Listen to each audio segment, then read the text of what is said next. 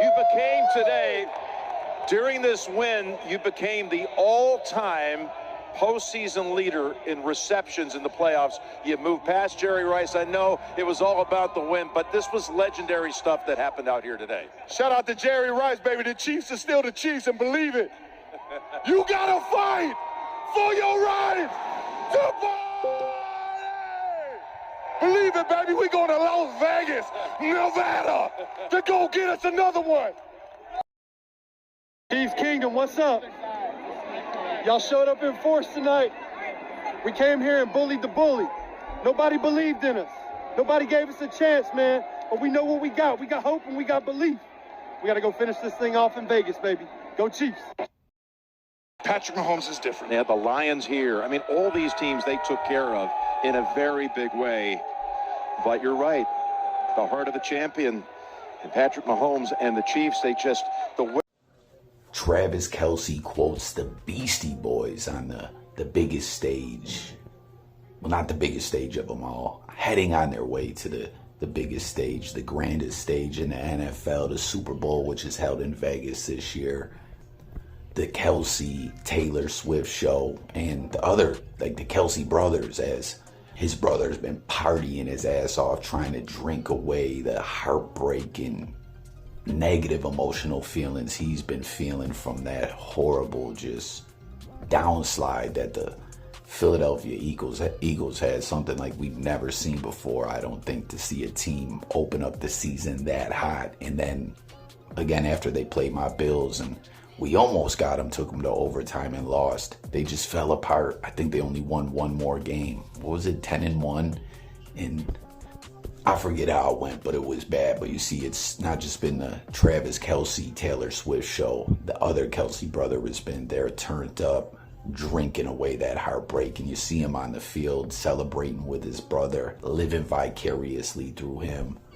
And I'm wondering if we're going to get another reality show now. Not just as there's the Taylor Swift, Travis Kelce show that's on Hulu. I've never watched that episode. Let me know if you have. I think we're going to get the Kelce brothers show as well, the amazing super Kelce brothers. But I don't know where that old Beastie Boys thing came from. Is that something the Chiefs play at their games or something like that? Do they play Fight for Your Right to Party at the games, or did he just pull that up out of nowhere? I'm sure we'll probably see some merch dropping soon. Beastie Boys, Kelce brothers collab. Maybe they'll put out a whole line of clothing. I don't know, man, but it continues on. The Ravens could not stop the Chiefs. Y'all heard the broadcasters there saying the way the Chiefs have shifted and changed their identity to go up each opponent.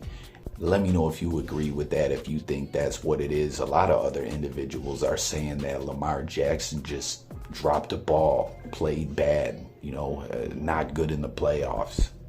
As I remember a couple years ago, the year my Bills lost to the Chiefs in the NFC championship game, we beat the Ravens in the divisional round. I believe it was Poyer. Someone picked off Lamar for a pick six, and heading into that game, there was just all kinds of talk how the Bills were not going to be able to withstand the Ravens. And then after that was the big take, was that Lamar Jackson dropped the ball, let his team down. And that's what we're seeing some people say now.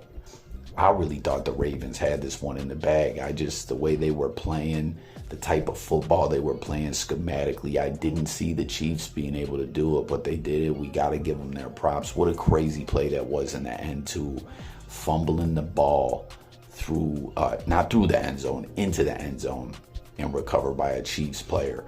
Very shades of last week when my Bills, after that horrible fake punt, I mean, that was just idiotic. I don't know what was the deal with that. It's kind of where you can identify that the game really went left and got away from us. Up until that point, we had great momentum. But the Chiefs driving, gonna score, and then, change the dynamic of the game, as it had been either the Bills on top or the Chiefs just catching up to us, just getting ahead of us, like a very close game that would have put the game in a different kind of light. And the Chiefs player stripped the ball. I can't remember if that was Poyer or was that who? I think it was Poyer. Punched the ball out and it went out the end zone on a review we got it. It was a touchback. And then from that point, when we didn't capitalize, that was really it. You got to get it together at that point in such a big playoff game. But for that to happen very similarly to the Ravens in this game, absolutely crazy. I didn't see that coming.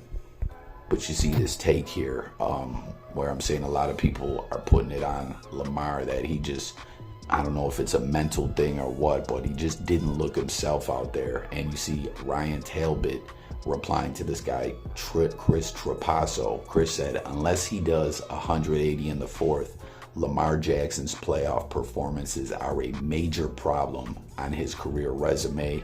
And Talbot says, Todd Monken's game plan for the Chiefs was atrocious.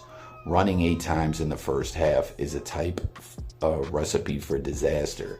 He deserves plenty of blame for the loss. That said, Lamar Jackson continues to struggle in big moments in the postseason. Too many missed throws and mistakes. And, I want to know if everyone agrees with that or not, but you could see Lamar Jackson very, very emotional. OBJ consoling him. We'll get him next year. I don't even know if OBJ will be back there next year. We'll have to wait and see what happens with that, right? He's just signing 1-year deals places. Isn't that what he signed with the Ravens, if I'm not mistaken?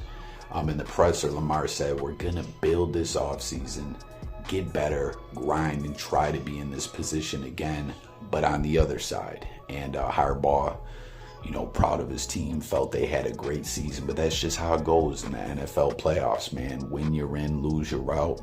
The NFL's the tournament, similar to March Madness. And the Chiefs just always able to outperform their opponents in the postseason. And the big story of the day, other than the upcoming line of Beastie Boys, Kelce Brothers merch that's going to drop, is Kelce breaking Jerry Rice's postseason receptions record. Is pretty amazing feat.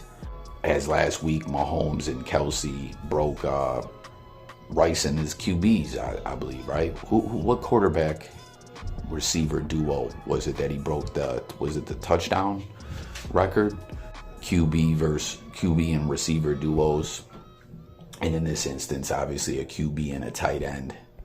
But the Chiefs just always able to come out on top, it seems. They play playoff ball, I guess you would say. And let's not forget, you see him telling the city of Kansas City that he loves them. Andy Reid, one of the most amazing, winningest coaches in NFL history. I believe he's on that list somewhere, right? He's telling Casey, I love you, man. This guy is a great coach. And, for him to have all that success in Philly and just come up short and then move over to KC and be a part of this dynasty that they got going on, it's pretty amazing, man. With all the Mahomes, Kelce talk, Reid's name gets, I'm not saying like people totally forgot about Reid, but you don't hear Reid referenced as much. He's a great coach. But tap in, hit them comments. Let me hear all your takes on the game, all your thoughts. NFC Championship is going on right now. Lions and the Niners. Shout out to my guy, Jay Milley. He's a Niners fan. Who will win? Who will go on to Vegas to face the Chiefs? Comment. By the time you see this video, that game may be already over, possibly. But which team do you think is the better matchup to beat the Chiefs in that championship? Let's talk about it all below. And you obviously see one more thing before I close this out, as we talked about the Kelce Rice records and all that, and those statistics. Now there's those comparisons statistically 6 years into the NFL as a starter between Brady and Mahomes. Will Mahomes go on to surpass Brady? It's like more and more, aside from they're different types of QBs in many ways, but what we talk about, playing playoff ball, having that last drive, just outwitting their opponents just a little bit or whatever, it reminds you so much of the Patriots and Tom Brady, man. It's crazy.